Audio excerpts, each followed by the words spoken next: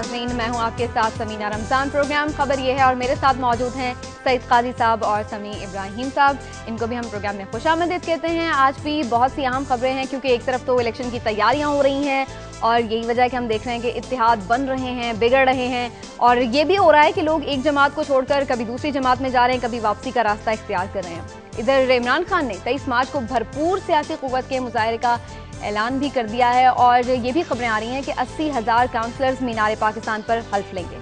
दूसरी जानिब चूँकि इलेक्शन कमीशन की जानिब से ये शर्त आयद की गई थी कि सिर्फ इंतखाबी निशान उन जमातों को दिया जाएगा जो पार्टी इंतखाबात कराएंगे और इसी वजह से काफ़ी प्रेशर आया मुस्लिम निकाफ पर भी। उन्होंने भी पार्टी इंतखाबात करा ली हैं और चौधरी साहबान अपने ओहदों पर बरकरार हैं इन पार्टी इंतखाबात के बाद भी।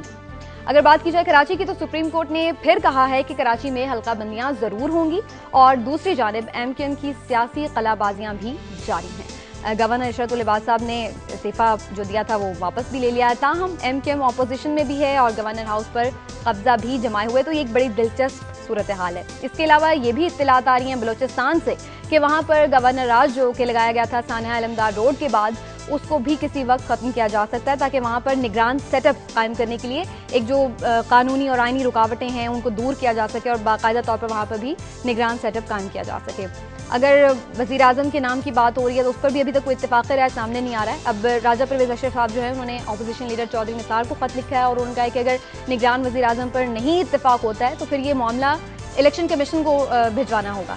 लेकिन ये सब बातें बहुत अहम हैं, इन पर हम आगे चलकर प्रोग्राम में बात करेंगे। लेकिन सबसे पहले बात करेंगे हम सदर ज़रदारी के दौरा ईरान की, क्योंकि इसमें दोनों ममालिक ने इस अज़्म का इजहार किया कि पाकिस्तान अमरीकी दबाव में नहीं आएगा और जो इन दोनों ममालिक के दरमियान गैस पाइपलाइन का मंसूबा है उसको जारी रखा जाएगा।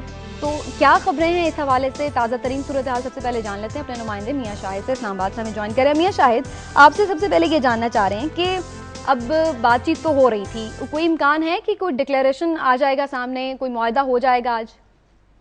असमीना, ये कभी इम्कान है कि जो मुआहिदा है वो हो जाएगा। 3 मुफाहमती याददाश्तें हैं जिन पर दस्तखत होने हैं और ये बड़े ही अहम मुआहदे हैं क्योंकि ईरान पाकिस्तान गैस पाइपलाइन जो है वो मंसूबा तकरीबन जो है वो तैयार है। अगर उस पर मुआहिदा हो जाता है, जो कि हो जाएगा, उस पर दस्तखत हो जाते हैं तो इस पर काम बाकायदा अमली तौर पर शुरू हो जाएगा और 2014 में इससे गैस जो है वो 750 MMCFD मिलना शुरू हो जाएगी।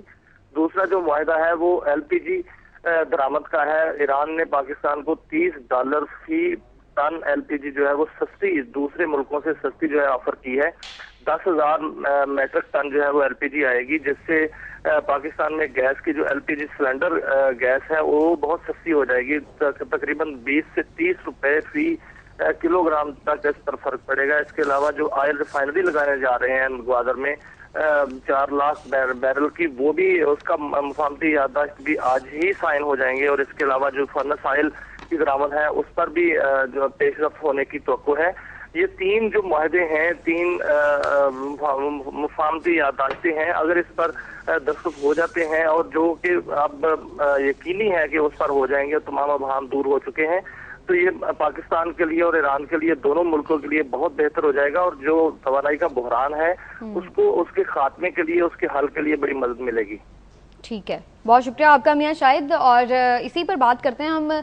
आपसे मैं जानना चाह रही हूँ समी इब्राहिम साहब, अमेरिका से डांट वांट तो नहीं पड़ने वाली हमें अगर आज इसमें इन्होंने ये बड़ा इशू है लेकिन इसमें ना उन्होंने एक मैकेनिज्म ऐसा बनाया है जिसमें जो पहले जो दस्तखत हुए हैं वो बेसिकली तदबीर एनर्जी, जो एक रिलीफ फाउंडेशन है जिसको इमाम खुमैनी चला रहे हैं, उसके दरमियान हुआ है, और ये ISGS जिसे हम कहते हैं उसके दरमियान हुआ है पाकिस्तान का इंट्रा स्टेट जो वो गैस कंपनी है। और इसमें ख़ास तौर पर यह ख्याल किया गया है कि पैसे की ट्रांसफ़र नहीं होगी, यानी जो टोटल ये प्रोजेक्ट है ये $1.5 बिलियन का प्रोजेक्ट है।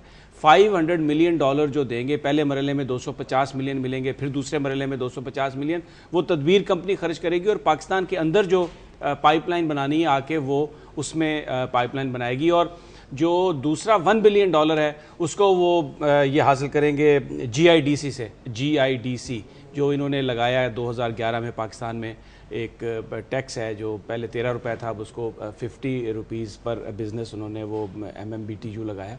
उससे ये जो $1 बिलियन मिलेगा वो इस पाइपलाइन प्रोजेक्ट पर इस्तेमाल होगा और इसके साथ जो टाइप ए पाइपलाइन है उस पर भी ये जो फंड्स पाकिस्तानी अवाम दे रहे हैं उसको इकट्ठा किया जा रहा है, क्योंकि चाइना और जो दूसरी बड़ी कुव्वतें थी वो सारी की सारी अमेरिकन प्रेशर की वजह से बैकआउट कर गई। तो ये जो मंसूबा है ये ईरान की मदद से और पाकिस्तानी अवाम का जो पैसा है जो टैक्सेस की मद में जा रहा है, जिसमें एक ये बड़े सही जगह पे जा रहा है, इसका मतलब है क्योंकि पाकिस्तान देखिए 750 मिलियन क्यूबिक फीट अगर वो हमें मिलती है जो गैस है, तो इससे हम 4000 मेगावाट जो बिजली है उसको हम चला सकेंगे। तो 4000 मेगावाट अगर हमारी नेशनल ग्रिड में आती है तो आज हमारा पहिया रुका हुआ है, लोड शेडिंग है, बिजनेस नहीं है, अनएम्प्लॉयमेंट है। तो ये एक ऐसा मुआहदा है जिसमें पाकिस्तान के मफादात को सामने रख के ये बात की गई है। और आपने जहां तक बात की डांट तो जरूर पड़ेगी, लेकिन अब डांट वाली बात नहीं है। हमारे मामला चल नहीं सकते अगर हमारी पॉलिसीज हमारे अपने मफादात के ताबेकाजी साहब। ये तो बड़ी ही खुशाइन बात है काजी साहब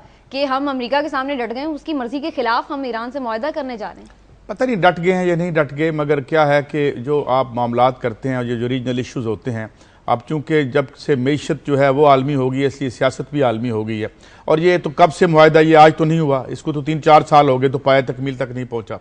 तो अब क्या डिमांड्स होंगी पाकिस्तान की एस्टेब्लिशमेंट की, अमेरिका के साथ बिहाइंड द सीन क्या कहानी होगी, अमेरिका के साथ क्या डिमांड्स होंगी, कहां पे तय पाएगा, कहां पे तय नहीं पाएगा, ये इतना आसान और सादा बात नहीं है।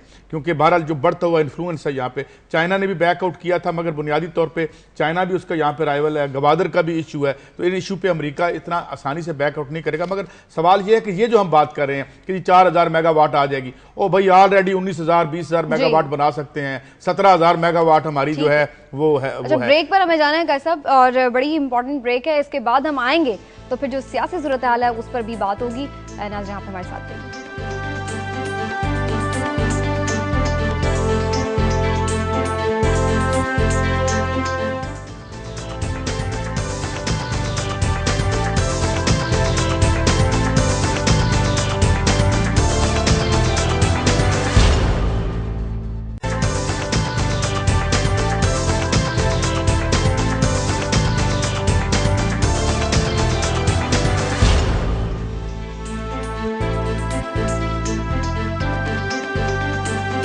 वेलकम बैक नाज़रीन। सुप्रीम कोर्ट का कहना है कि कराची में हल्का बंदियों के अलावा कोई चॉइस ही नहीं है और एमक्यूएम हुकूमती बेंचों पर भी है, हल्का बंदियों पर एतराज़ भी कर रही है।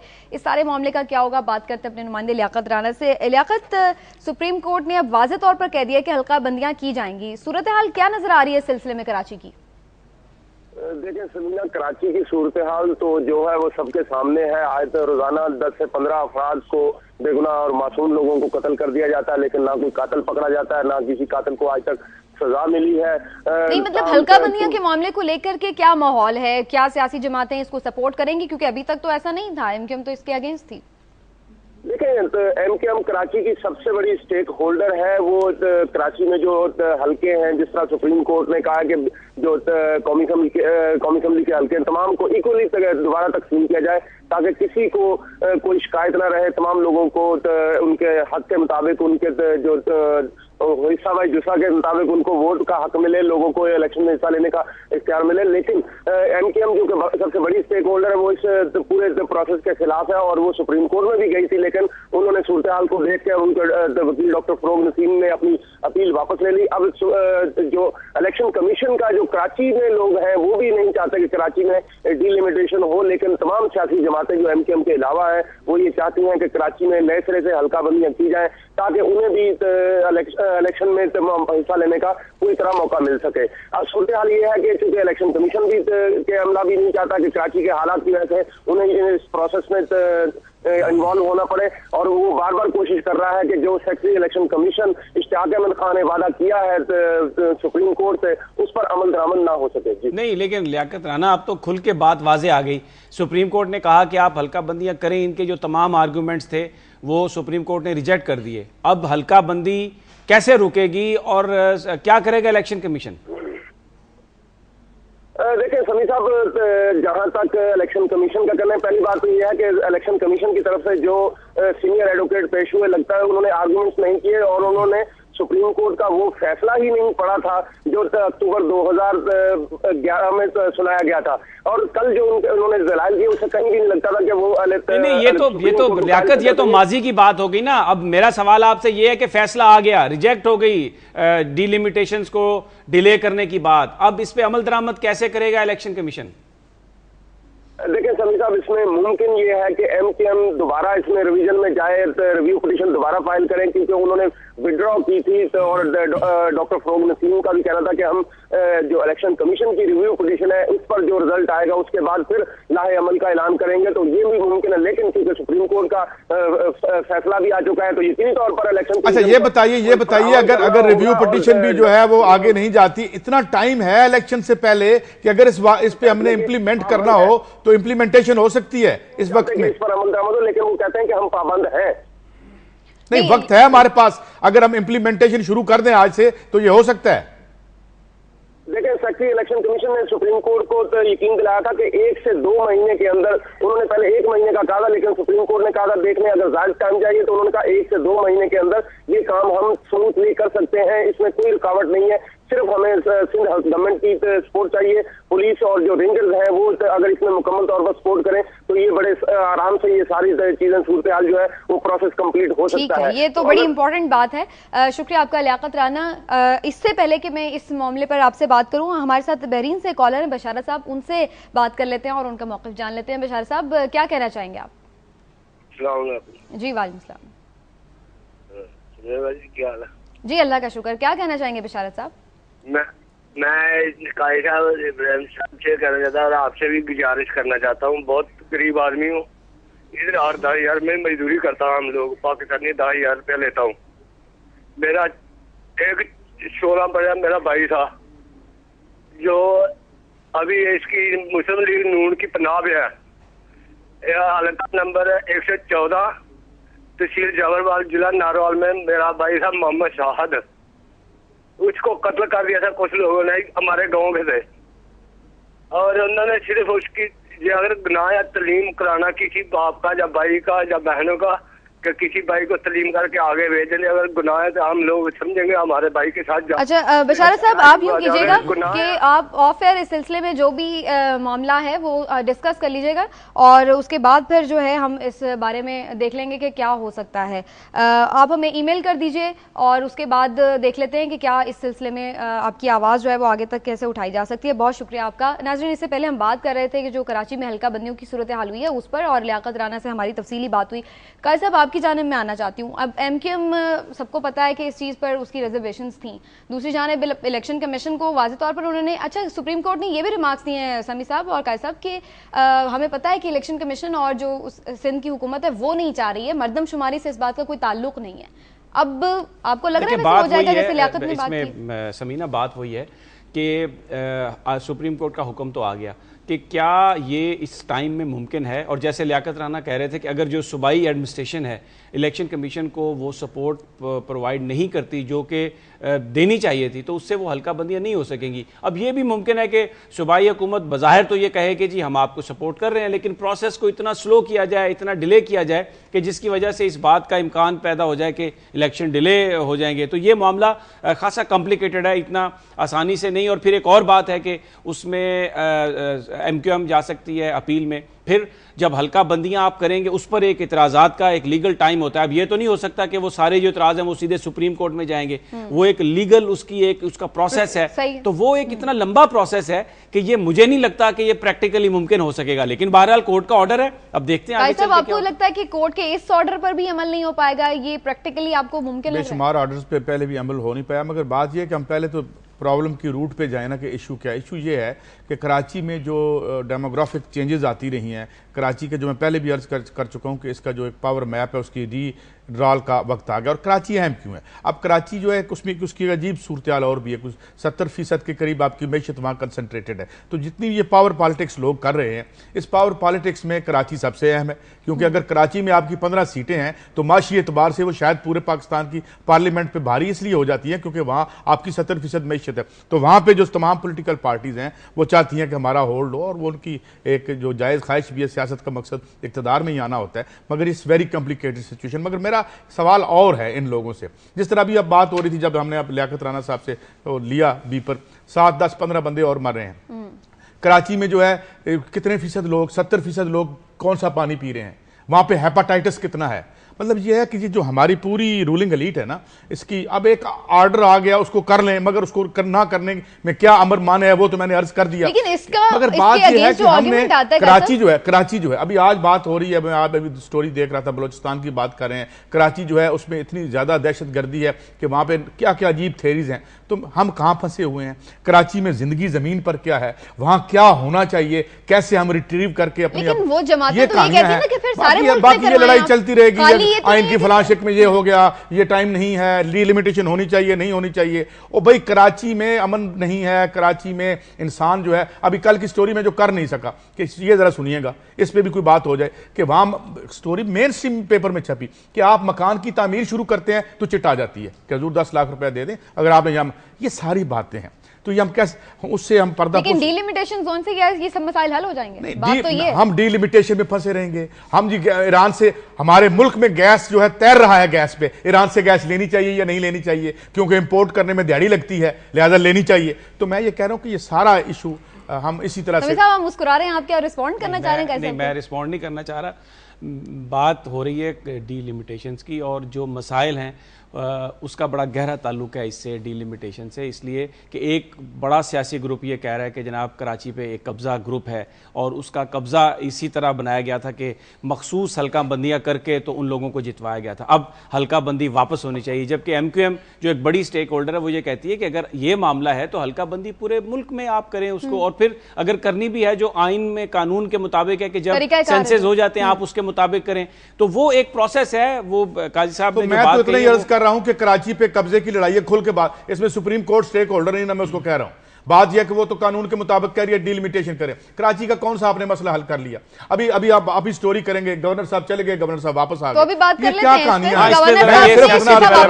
मसला डिलिमिटेशन का नहीं है, मसला अगर गैस हम ईरान से ले रहे हैं तो सिर्फ गैस का नहीं है, मसला यह है कि हम उनके साथ बार्गेनिंग के लिए कहानी क्या कर रहे हैं, अमेरिका के क्या मफादात है, एस्टेब्लिशमेंट कहां खड़ी है। तो मैं कोशिश कर रहा था कि इन जाहिरी वाकयात के पीछे भी निगाह दौड़ा ली जाए, असल कहानी क्या है। नहीं, डीलिमिटेशन बहुत अहम है क्योंकि इससे इंतखाबात के बाद डीलिमिटेशन से ज्यादा कराची में जो मार धाड़ है, जो माल है, वो बड़ा अहम है। एक तो शोर बहुत मचा, अरे सुने ना, 70% इकोनॉमी है वहां पे भत्ते की मैशियत राइज है। ये आप क्या कहते हैं डीलिमिटेशन भत्ते से नहीं जुड़ी हुई, ये मुझे बताना चाहते हैं। सुप्रीम कोर्ट का फैसला मौजूद है वहां पे, उसकी ऑब्जर्वेशन मौजूद है। देखिए समी साहब, इतनी आसान कहानी नहीं है, सिर्फ डीलिमिटेशन का मामला नहीं है, ये कुछ और भी मामले हैं। कौन बता सकता है? और भी मामले हैं, आपको नहीं पता, आपको नहीं पता कराची में की सियासत क्या है, या उसमें माल का और माल की मार को जुड़ी हुई तो है समहाउ, ऐसा तो नहीं आप कह सकते। यही जो मसाइल हैं और डीलिमिटेशंस का आपस में कोई ताल्लुक है? बहुत सारे मसले होते हैं, कुछ मसले जुड़े हुए होते हैं, कुछ को ज़बरदस्ती जोड़ दिया जाता है। डीलिमिटेशन बहुत अहम है इसलिए कि इसका ताल्लुक डायरेक्टली जो आने वाली वहाँ पर हुकूमत होगी उससे बनेगा, क्योंकि इन्हीं हलकों से नुमाइंदों ने मुंतखब होकर आना है। और अगर आप पॉलिटिकल पावर उनके पास होगी जिन्होंने मुंतखब होकर आना है, अब यार आप बात, फिर मैशियत उनके कब्जे में होगी, मैशियत उनके कब्जे, तो मैं यही बात नहीं, आप कहाँ मुझे बात करें, आप ये फरमा रहे, मैं भी वही कह रहा हूँ। अच्छा, अब ये एक ग्रुप जो है वो ये कह रहा है कि जनाब डीलिमिटेशन करके आप हमें मखसूस तरीके से आप हमें नुकसान देना चाहते हैं, आप हमें साइड लाइन पर करना चाहते हैं, जो कि नहीं होना चाहिए। अगर ये अप्रोच जो है क्रॉस द बोर्ड होनी चाहिए। और फिर एक काम है सुप्रीम कोर्ट ने, जी हमारी बारी आती है तो ब्रेक आ जाती है। मगर ये तो ना कहें ना, आखिरी बात कर दूं कि भाई सुप्रीम कोर्ट को कहें जी इस कत्ल का फैसला ना करें, अभी चकवाल में एक कत्ल हुआ है उसको भी तो कर रहे हैं, फिर मुझे कर भाई अगर उसने फैसला कर दिया तो आप ही कर लें। चलिए ठीक है, इस पे जो खास तौर पर सिंध की सूरत हाल है और इस्तीफा लिया जा रहा है, वापस लिया जा रहा है, ये सब का क्या ताल्लुक है, इन सब चीज़ों पर बात करेंगे, लेकिन एक छोटे से ब्रेक के बाद हमारे साथ।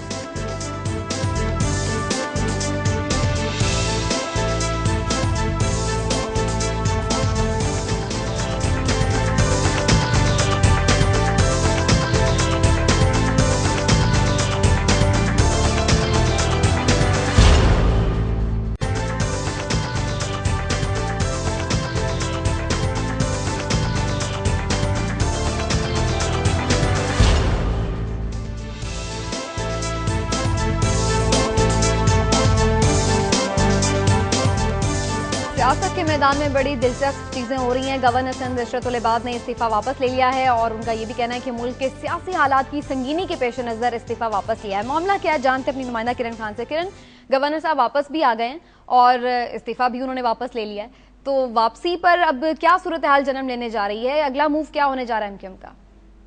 जी समीना, अगर हम थोड़ी सी नजर घुमा लें अपनी इस तरफ के, जब गवर्नर सिंह गए थे 22 फरवरी को, उससे एक दिन पहले असेंबली में 1979 का जो बल्दियाती निजाम था वो बहाल हुआ था, जिसके बाद असेंबली गवर्नर के पास आई थी अप्रूव करने के लिए, अपनी सिग्नेचर के लिए चले गए, जिस वक्त हमें लग रहा था कि एमकेएम स्टैंड ले सकती थी। अब कल जब इसका बाकायदा ऐलान हो गया है कि ये बहाल हो गया है, तो गवर्नर सिंह 22 फरवरी को वापस आ गए। अब इन तमाम चीजों का हम अगर कड़ी मिलाएं तो बहुत सारी चीजें वाज़ेह हो जाती हैं। फिर आइंदा दिनों में मुझे जो मेरा एक अंदाजा है कि एमकेएम के वुज़रा के जो इस्तीफे हैं वो मंजूर होंगे, क्योंकि अभी तक ऑपोजिशन लीडर के लिए जो सैयद सरदार का नाम दिया था वो नाम क्योंकि अभी वापस लेना पड़ा है एमकेएम को, दरखास्त को, और मोइन पीरजादा का नाम देना पड़ा है। तो जो हमारे जरा है उनका यही है कि जैसे ही वो अप्रूव होते हैं इस्तीफे, दोबारा से सैयद सरदार अहमद आएंगे ऑपोजिशन लीडर में। लेकिन किरण मुझे ये बताइए कि गवर्नर हाउस में एमक्यूएम के गवर्नर बैठा हुआ है और सिंध असेंबली में वो ऑपोजिशन में बैठेंगे, तो ये क्या किस किस्म की ऑपोजिशन है और ये किस किस्म का कौम के साथ आप मजाक कर रहे हैं? साहब ये तो आप मुझे खुद बताएं कि ये एक ऐसी चीज थी जो तासुर था, जिसके बाद ऐसा लगा कि गवर्नर जो है उन्होंने अपना इस्तीफा भिजवा दिया वही जाकर, और ये तमाम चीजें तासुर को खत्म करने के लिए हो सकता है की गई हो। और क्या आपको अंदाजा नहीं था कि गवर्नर सिंह वापस आ जाएंगे? कितने लोगों को ये बात यकीन थी कि वो वापस नहीं आएंगे? ये चीज तो यकीन थी नहीं। थोड़ा बहुत अंदाजा हर किसी को यही था कि कुछ भी हो, वो हम थ्रूआउट देख ही रहे हैं कि बार बार इस तरह की चीजें हो रही हैं। चलिए शुक्रिया आपका किरण। अच्छा समी साहब, मैं तो ये बड़ी एक दिलचस्प सूरत हाल देख रही हूँ कि जब इस्तीफा दिया जाता है तो मुल्क के मफाद में दिया जाता है और फिर मुल्क के वसीतर मफाद में वापस भी ले लिया जाता है। क्या वाकई ये मुल्की मफाद होता है क्या काई साहब? जरा मफादात का जरा बयान फरमाइए, क्योंकि लेकिन अभी ये कह रहे थे मेरे लिए कोई इतनी ज्यादा दिलचस्प, अभी आप कह रही थी बड़ी दिलचस्प सूरत हाल है, ये बड़ी अफसोसनाक सूरत हाल है और ये जारी हो सारी है बड़े अरसे से। अभी हम कल बात कर रहे थे कि 7 दफ़ा एमक्यूएम बाहर गई, उसके बाद अंदर वापस आई। अब ये भी कई एक डेकेड से यहाँ पे गवर्नर भी हैं और ये भी बड़ी, समी साहब ने बहुत बड़ी अनामली जो है, बड़ी एक तजाद वो बयान किया कि जी आप नीचे असेंबली में तो आप लीडर ऑफ द अपोजिशन है, तो फिर इसका मतलब ये है कि वो जो थेरीज हम शुरू से बयान कर रहे थे कि ये जो अलहदगी है, देखें मैं पहले भी अर्ज कर चुका हूँ, सियासत और वक्त, ज़माना और हालात ऐसे हैं कि जो आपके जोड़ हैं, जहां आप जुड़ते हैं वो भी जेन्युइन बेसिस पे नहीं है, आप जब अलहदा होते हैं तो वो भी जेन्युइन बेसिस पे नहीं है। और उसकी वजह क्या है? देखें ना, एक तो आप एक सतही एनालिसिस भी कर सकते हैं कि जब आपकी सियासत जुड़ी नहीं रहती, जो सियासत का असल मकसद है, जो जमहूरियत का असल मकसद है कि आम आदमी का काम कर रहे हैं, जब आपकी सियासत ये हो कि इक़्तिदार में रहना है, चाहे आप फौजी के जरिए आ गए हैं, चाहे आप बैलेट बॉक्स के जरिए आ गए हैं, तो वहां पे जो इश्यूज डिस्कस होते हैं, जिस तरीके से आप जरा इमेजिन करें कि बात क्या हो रही होती है, इधर मुस्लिम लीग नून बैठी है या इधर पीपल्स पार्टी बैठी है और उधर एमक्यूएम बैठी है, क्या बातें कर रहे होंगे कि यार वाटर सप्लाई का मेरी 2 मिनट मुझे कंक्लूड करने दें, मुझे कंक्लूड कि वहां क्या बात हो रही होगी कि पानी की सप्लाई का मसला है, वहां पे जो है वो ये क्या जार्गन क्या है, गुफ्तगू क्या हो रही है, बातें किस बात पे तय हो रही होती हैं? आपका क्या ख्याल है कि वहां आवाम के मसाइल डिस्कस हो रहे होते हैं ये इक़्तिदार में, या वो जो पब्लिक कंजम्पशन के लिए आप प्रेस कॉन्फ्रेंस करते हैं या पोडियम पे खड़े होकर तकरीर करते हैं, क्या वही सब्जेक्ट मैटर होता है आपके पॉलिटिकल डायलॉग का? तो ये सारी बात नहीं है। असल में जो मुझे समझ आई है वो बात यह है कि कल भी हम अपने नुमाइंदे से बात कर रहे थे कि जो तमाम दूसरी सियासी जमातें हैं, मसलन कराची में जमात इस्लामी है, मुस्लिम लीग नून है, फंक्शनल लीग है और दूसरी जमातें, उनका अलायंस हो गया अगेंस्ट एमक्यूएम। अब ये पॉलिटिकल एमक्यूएम पे प्रेशर में आ गया क्योंकि 2002 के इलेक्शंस में मुत्तहिदा मजलिस अमल ने कुछ सीटें एमक्यूएम से छीन ली थी क्योंकि एक उनके मुखालिफ अलायंस बन गया था। अब एमक्यूएम जो है वो आगे चलकर नजर आ रहा है कि वो अपने आप को आइसोलेशन में नहीं ले जाना चाहती। पीपल्स पार्टी के साथ उन्होंने मामला ठीक किए हैं क्योंकि पीपल्स पार्टी का कराची में एक वोट बैंक तो मौजूद है, तो वो भी नए अलायंसेस की शक्ल में है। तो गालबन जो प्रेशर में आए हैं और अगला जो इलेक्शन है और जो उनके खिलाफ अलायंस बन रहा है उसकी वजह से ये पॉलिटिकल मूव किया। इसका मतलब ये कि फिर मियां नवाज शरीफ साहब ने जो ये स्टेटमेंट दिया था कि जब निगरान सेटअप बनेगा तो खुद ब खुद पोल खुल जाएगा, तो इसका मतलब है अब जो ऑपोजिशन में बैठ ही गई है एमक्यूएम, लेकिन दूसरी जानिब गवर्नर भी पोल तो हर एक के खुलने हैं ना। देखें, बात सुने, पोल अगर आप देखें तो माजी का आप किसी की भी बात करें तो पोल तो सबके खुल गए। अब कल तक मौलाना डीजल कहते थे मौलाना फजलुर रहमान को, आज उसके साथ इंतखाबी अलायंस में चले गए हैं। तो ये तमाम, जैसे काई साहब ने कहा कि ये बेसिकली इस वक्त जो पॉलिटिक्स हो रही है, क्योंकि अब इलेक्शन इलेक्शन नजदीक है तो इलेक्शन जीतने के लिए अलायंसेस बनाए जा रहे हैं। इलेक्शन अगर आवाम के मसाइल के हल के लिए आप लड़ रहे हैं या इक़्तिदार पे कब्जे के लिए लड़ रहे हैं, ये मसाइल तो तब हल होंगे ना जब पहले आप इक़्तिदार में आएंगे। तो आप मसाइल घर बैठे हल कर देंगे। जब इक़्तिदार में जो आए हैं उन्होंने तो मसाइल हल कर दिए, अब बाकी जो रह गए हैं वो 10-10 दफा आ चुके हैं।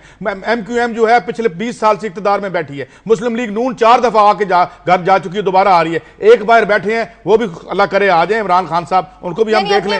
ये तो सारे आ जा रहे हैं हजूर, ये तो सारे इक़्तिदार में हैं। अच्छा अब मैं आपसे आगे बढ़ जाते हैं। मैं अर्ज करता हूं, आप सियासत की बात कर रही हैं कि अभी इन्होंने इमरान खान का जिक्र किया, वो भी अपनी सियासी कुव्वत का मुजाहरा कर रहे हैं। उन्होंने ऐलान किया कि 23 मार्च को उनके जो अब इलेक्टेड काउंसलर हैं सारे वो हल्फ उठाएंगे वहां पर मीनार पाकिस्तान पे, और वो तकरीबन 4-5 लाख लोगों का उन्होंने दावा किया कि वो उसमें इज्तिमा करेंगे। ये एक उनकी अपनी सियासी कुव्वत होगी। अच्छा, फिर दूसरी तरफ क्या हुआ कि मुस्लिम लीग काफ ने भी कल अपने इलेक्शन करवाए, मैं भी गया था वहां पर देखने के लिए, तो बड़ा भरा हुआ हाल था, बहुत सारे लोग थे और एक पूरा वहां पर भी सैकड़ों के तादाद में लोग थे और उन्होंने अपना एक इलेक्शन करवाया। भले वो एक अंडरस्टैंडिंग के साथ ही हुआ, उसमें चौधरी साहबान ने अपनी जो पोजीशंस हैं वो रिटेन की हैं और उसके साथ वो उन्होंने अपना इलेक्शन करवा लिया। अब एक और आपने खबर बताई अपने वो इब्तिदा में कि वो राजा परवेज अशरफ साहब ने लेटर भी लिखा। मैं इसी तरफ आना चाह रही थी कि अब हम लोग ये देख रहे हैं कि ऑपोजिशन और हुकूमत का किसी बात पे इत्तेफाक नहीं हो रहा। महमूद खान अचकजई का नाम सामने लिया जा रहा था, शौकत तरीन का नाम भी, और कहा जा रहा था कि शायद इस पर इत्तेफाक राय हो जाए, लेकिन अभी तक सूरत हाल ऐसी है। फिर ये मामला इलेक्शन कमीशन में जाएगा नहीं, ये इसमें क्या प्रोसीजर क्या होगा? इसमें देखें प्रोसीजर ये है इसका कि जब असेंबली डिसॉल्व हो जाएगी, कानूनी और आईनी पोजीशन ये है, जब असेंबली डिसॉल्व हो जाएगी तो उसके 3 दिन के अंदर अंदर लीडर ऑफ द अपोजिशन और लीडर ऑफ द हाउस ने वो नाम देने हैं 3 दिन के अंदर। फिर अगर वो नाम, अगर उन्होंने किसी नाम पर उनका कंसेंसस एक पर नहीं हुआ तो अगले 3 दिन इनके पास और हैं कि वो नाम जाएंगे, वो चीफ इलेक्शन कमिश्नर ने उसके हवाले से वो देखना है कि कौन सा नाम वो उसको फाइनल करते हैं। फिर ये टोटल जो आपके पास जो कॉन्स्टिट्यूशनल टाइम बनता है वो 8 दिन का है। जब जिस दिन असेंबली डिसॉल्व होगी उसके 8 दिन के अंदर अंदर केयर टेकर सेटअप बनना है, भले वो बने लीडर ऑफ द हाउस और लीडर ऑफ द अपोजिशन के कंसेंसस से या उसको इलेक्शन कमिश्नर बनाए। लेकिन इस हवाले से जो इंपॉर्टेंट, मैं एक अगर बात खत्म करने की इजाजत दें, इस हवाले से राजा परवेज अशरफ साहब ने जो खत लिखा है, क्योंकि मुस्लिम लीग नून ने कहा कि वो मुशावरत नहीं करेंगे, तो उन्होंने बेसिकली उन पर एक प्रेशर डाला है कि अगर हम आपस में कोई नाम नहीं तय कर सके तो फिर ये बात इलेक्शन कमिश्नर के पास चली जाएगी। अब देखना यह है कि इस पे मुस्लिम लीग नून किस तरह से रिस्पॉन्ड करती है। मैं आपसे एक बात पूछना चाहती हूँ, आप इस पे जरूर रिस्पॉन्ड कीजिए। क्या हमारे पास कोई गैर मुतनाज़ शख्सियत ही नहीं है कि हमारे पास निगरान वज़ीर-ए-आज़म के लिए गैर मुतनाज़ शख्सियत आमतौर पर कम, हर शख्सी पे कोई ना कोई इवन बड़े लोगों पर भी तनाज़ा होता है जो तारीख में बड़े माने जाते हैं। सवाल ये नहीं, सवाल ये है कि जब हम स्टेक होल्डर्स कहते हैं तो बाहर वाले भी हैं। अब यहाँ अमेरिका के जितने स्टेक्स हैं पाकिस्तान में, पाकिस्तान की मैशत में, वो किसी से छुपे ढके नहीं है। बात यह है कि कंसेंसस सिर्फ एक वज़ीर आज़म का मामला नहीं है, कंसेंसस अगले सेटअप पे नहीं हो रहा। यहाँ पे जो माजी में भी इलेक्शन होते रहे हैं, अभी अल्लाह करे ये ऐसा ना हो, ये जरा बेहतर हो और ये अवाम की विल्प से आए। वहाँ ये नहीं तय पा रहा कि आगे कौन आ रहा है, उस पर जब तय पाएगा तो वज़ीर आज़म भी तय पा जाएगा। ठीक है, तो प्रॉब्लम ये है। चलिए ब्रेक का वक्त हो गया, उसके बाद आगे बढ़ते हैं। और नाज़रीन, उसके बाद भी बहुत सी इंपॉर्टेंट खबरें जिन पर हमें बात करनी है, आप हमारे साथ रहिए।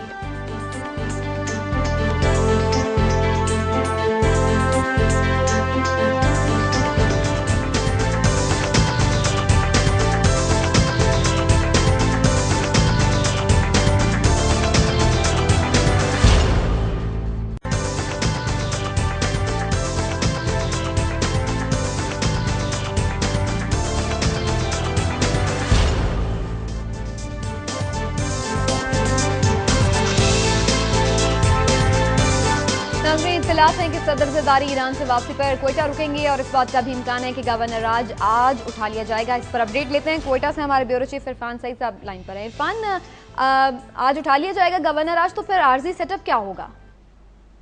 जी शाजिया, इस हवाले से जो हमारी बात हुई है इस वक्त तमाम अरकान असम्बली से, उनका भी यही कहना है कि सदर ज़रदारी को कोयटा में क़याम करेंगे और कोयटा में उनसे मुलाकातें भी हैं अरकान असम्बली से, और उसमें ये इम्कान जाहिर किया जा रहा है कि आज मुशावरत के बाद बलूचिस्तान में गवर्नर राज के खात्मे का ऐलान कर दिया जाएगा। और लेकिन इसका बाकायदा ऐलान जो नोटिफिकेशन होगा वो इस्लामाबाद में जारी किया जाएगा और इसके लिए गवर्नर बलूचिस्तान को जो है वो अरकान असम्बली को एक या ऐवान को जो एक समरी भिजवाएंगे कि नए कायदे ऐवान का इंतखाब किया जाए। लेकिन इसमें ज्यादा टाइम लगेगा। आपको पता है कि नए कायदे ऐवान के लिए इंतखाब में थोड़ा सा वक्त दरकार होता है, और लेकिन जो इस वक्त जो लग रहा है कि पीपल्स पार्टी और JUI और BNP अवाम मेंगल जो है, BNP अवामी, इनके दरमियान में एक मुआहदा तय हो गया है और बलूचिस्तान में एक नया कायदावान लाने के लिए भी हिकमत अमली तय की जाए। पीपल्स पार्टी के कुछ नाम सामने आए हैं। JUI से हमारी बात हुई, JUI वालों ने भी फिलहाल तो नाराजगी का इजहार किया है। जिस तरह सिंध में हो रहा है,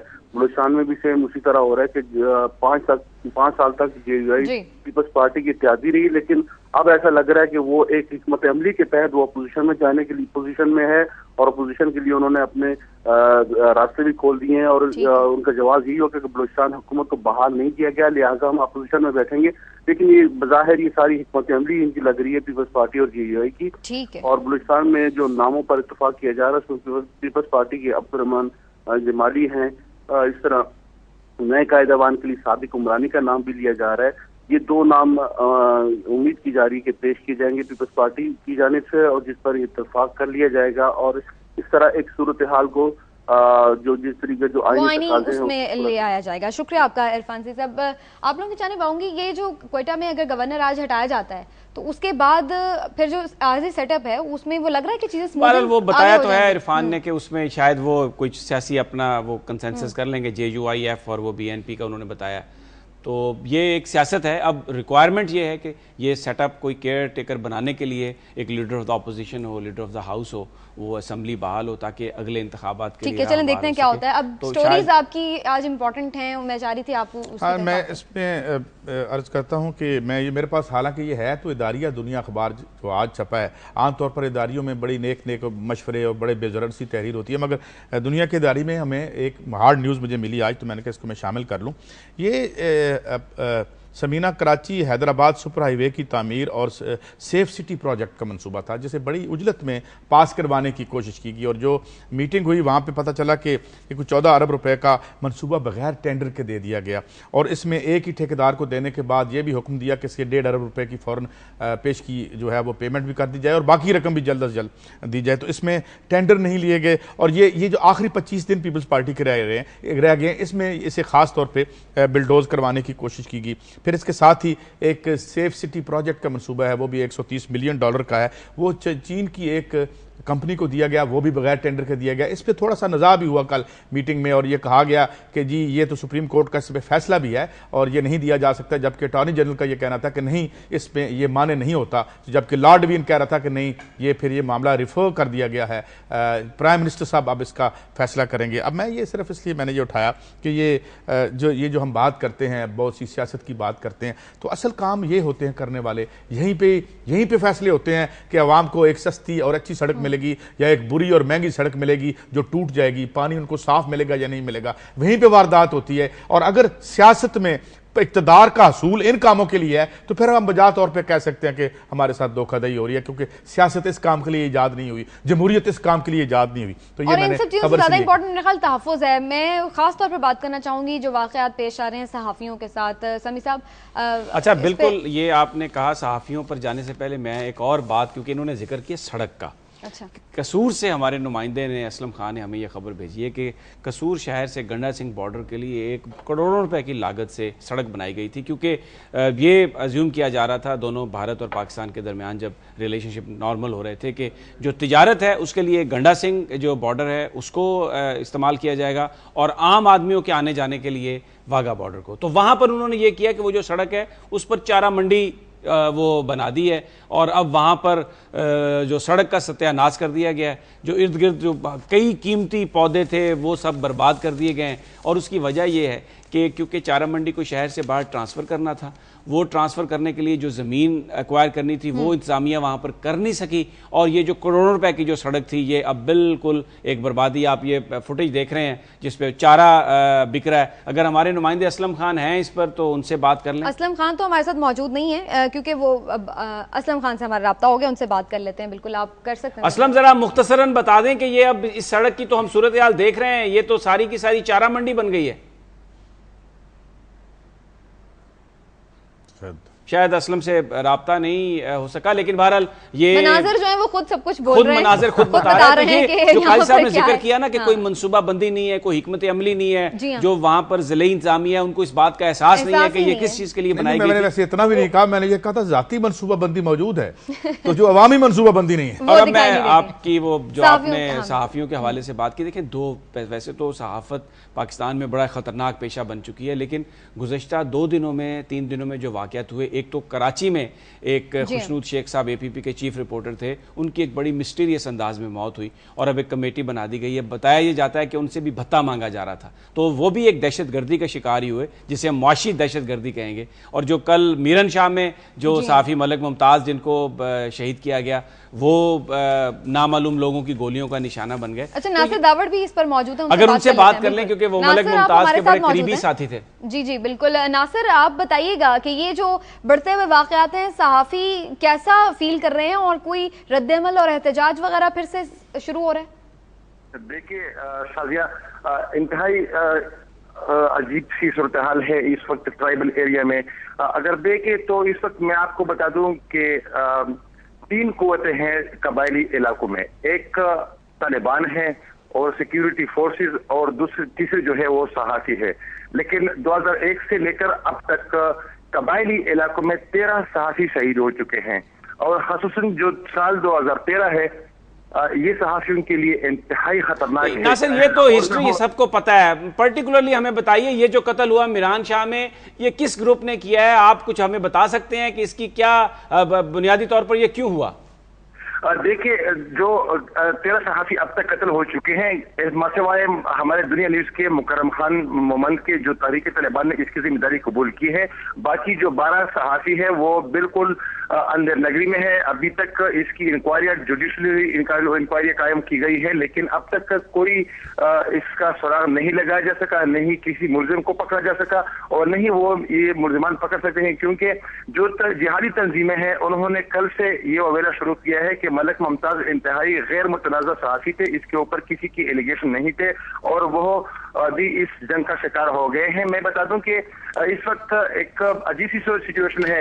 मलक मुमताज जो वहां पर काम कर रहा था, इंतहाई गैर जानिबदाराना सहाफत कर रहा था, शुरू से लेकर अब तक किसी खबर को उन्होंने नहीं छोड़ा है, कि हर खबर को। लेकिन अफसोसनाक बात है ना कि नासिर फिर भी इस किस्म के वाकयात पेश आ रहे हैं। शुक्रिया आपका नासिर, इस पर हम मजीद बात भी करेंगे कभी, लेकिन इस वक्त काजी साहब और समी साहब, आप लोगों की इजाजत से एक छोटी सी हमारे पास इंफॉर्मेशन भी है नाजरीन के लिए, और इम्पोर्टेंट भी, कि आज समात का आलमी दिन मनाया जा रहा है, और ये बड़ी इंपॉर्टेंट बात है कि इस हवाले से हमने कोई अवेयरनेस नहीं देखी है। डॉक्टर राशिद साहब हमारे साथ मौजूद हैं और उनसे हम इस पर बात करते हैं। डॉक्टर राशिद साहब, आज आलमी दिन है हियरिंग के लिए, क्या आप समझते हैं कि इतनी अवेयरनेस है यहाँ पर लोगों को कि इस मामले पर भी बात की जाए, क्योंकि हम तो इतने मसाइल में उलझे हुए होते हैं, और क्या हिदायत हैं, किस तरह से समाज को बेहतर रखा जा सकता है? जी मोहतरमा, अस्सलाम वालेकुम। वालेकुम अस्सलाम। जी डॉक्टर साहब। जी, कुछ अवेयरनेस बिल्कुल मौजूद है, जिस बहुत सारे अदारे अपने तौर पे बहुत सारे काम कर भी रहे हैं। कुछ ज़ेरे हुकूमत काम कर रहे हैं, और कुछ अदारे प्राइवेट, बहुत सारी NGOs जिसमें हमजा फाउंडेशन और अमीन मकतब, इस तरह के बहुत सारे अदारे हैं जो पाकिस्तान के मुख्तलिफ शहरों में एक फाल किरदार अदा कर। डॉक्टर साहब, मुझे एक, क्योंकि हमारे पास टाइम कम है, एक अगर ये आप बताएं कि ये जो, क्योंकि बहुत अहम होती है ये कुव्वत समात, और ये वक्त के साथ साथ इसमें कमी भी आ जाती है, कुछ एडवाइस करें आप इस चीज को बचाने के लिए, लोग क्या तरीका अख्तियार करें? जी, जो हमारे डेटाबेस में बहुत जरूरी अवामल सामने आए हैं, उनमें अगर हम 4-5 चीजों का ख्याल करें तो सबसे ज्यादा साफ पानी जो पीने वाला है, इस पे ज्यादा से ज्यादा तवज्जो दी जाए, क्योंकि हमारी 80% आबादी देहातों में है। अगर हम पानी को 10 मिनट उबाल के अच्छी तरह पिएं और सीवरेज के निज़ाम को बेहतर कर लें, तो हमारी इन्फेक्शन रेट बहुत कम हो जाएगी। दूसरी सबसे तवज्जो तलब चीज वैक्सीन और इंसानी हाइजीन को बेहतर बनाने का है। आप सब अच्छी तरह जानते हैं कि बेजा हंगम शोर या अद्वियात का बेजा इस्तेमाल, खास तौर पे बच्चों में, नॉइज पॉल्यूशन से भी बचना चाहिए। डॉक्टर साहब माजरत चाहते हैं, वक्त बहुत कम है, आपको हम शुक्रिया अदा करते हैं, आपने वक्त दिया। ये तो he is asking for the moon. यहाँ तो 70% पानी जो है जो लोग पीते हैं वो। बहरहाल ये खबर जरूर समी साहब से सुनेंगे, ये जो पेट्रोल लेकिन वक्त खत्म हो चुका है। समी साहब आप ये खबर संभाल लीजिए कल के लिए, और कल बम पड़ जाएगा कि वो ओगरा ने पेट्रोल की कीमत बढ़ाने के लिए वो सारी समरी हो गई है, 3 रुपए 3.5 रुपए पर लीटर पेट्रोल बढ़ जाएगा, डीजल बढ़ जाएगा। अवाम जो है फिर एक कल आज बम गिरेगा किसी वक्त और अवाम के वसीतर मफाद में कल बिजली की पेट्रोल की कीमतें पहली तारीख का इसलिए भी इंतजार कर रहे होते हैं कि यूज हो जाए। बहरहाल वक्त खत्म हो गया। आपका बहुत शुक्रिया समी साहब और काजी साहब। नाज़रीन, ये था हमारा आज का प्रोग्राम और यकीनन आपको अच्छा लगा होगा। कल फिर इस सिलसिले में हम आएंगे और आपसे मुख्तलिफ खबरों पर फिर से बात करेंगे। आप हमारे साथ रहिए और अपना फीडबैक जरूर दीजिएगा। अल्लाह।